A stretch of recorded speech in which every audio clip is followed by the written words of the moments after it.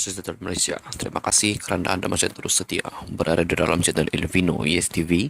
Jangan lupa untuk tekan butang subscribe, like video ini supaya anda tidak ketinggalan dengan semua perkongsian berita yang saya akan kongsikan di dalam channel ini. Untuk perkongsian berita hari ini dipetik daripada syahbudin.com.net. Anwar akhirnya bersuara juga.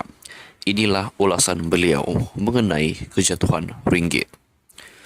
Anwar Ibrahim hari ini menjelaskan situasi ekonomi Malaysia ketika ini tidak boleh disamakan dengan keadaan pada tahun 1998 kerana kedudukan negara ketika ini jauh lebih baik walaupun mata wang tempatan sedang melemah berbanding dolar Amerika Syarikat AS.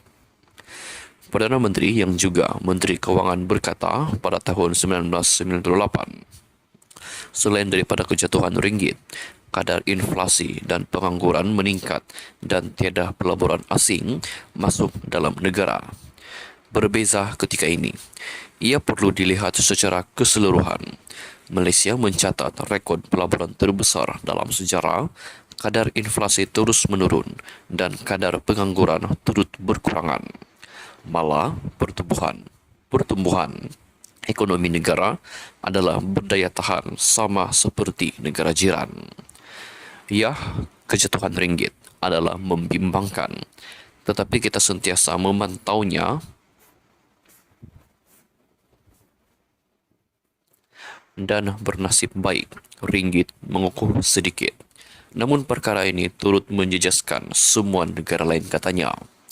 Beliau berkata demikian kepada media selepas merasmikan Menara Exchange 106 di Tun Razak Exchange TRX yang turut dihadiri Menteri Kewangan II, Datuk Seri Amir Hamzah Azizan di sini pada hari ini. Sebelum ini Anwar dikritik kerana dikatakan enggan menjawab soalan berkaitan ringgit dan sebaliknya menyerahkan kepada Gabina Bank Negara Malaysia untuk menjawab.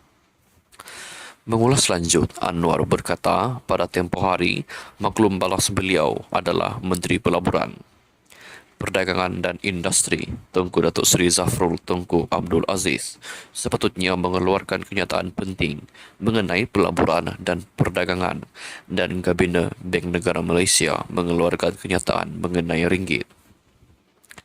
Dan saya dikritik kerana berkata sedemikian. Ringgit ada kesan dia dan saya tidak mahu mengatakan tidak harus dipantau oleh Bank Negara Malaysia. Tetapi ekspor itu baik kerana saya jumpa syarikat pengekspor. Dia sangat senang, tetapi sebaiknya ringgit itu agak terkawal. Tetapi mengapa harus dilihat hanya dari segi ringgit dan dibandingkan dengan tahun 1998? Kerana seperti mana yang saya sebut tadi, ringgit jatuh, pelaburan jatuh, inflasi naik jadi tidak sama. Sekarang ini angka terakhir bagi pelaburan kita yang diumumkan semalam selepas mesyuarat Majlis Pelaburan Negara tertinggi dalam sejarah pelaburan Malaysia. Kalau keyakinan pelabur itu kurang kerana ringgit, ia tidak akan ada pelaburan tertinggi di dalam sejarah.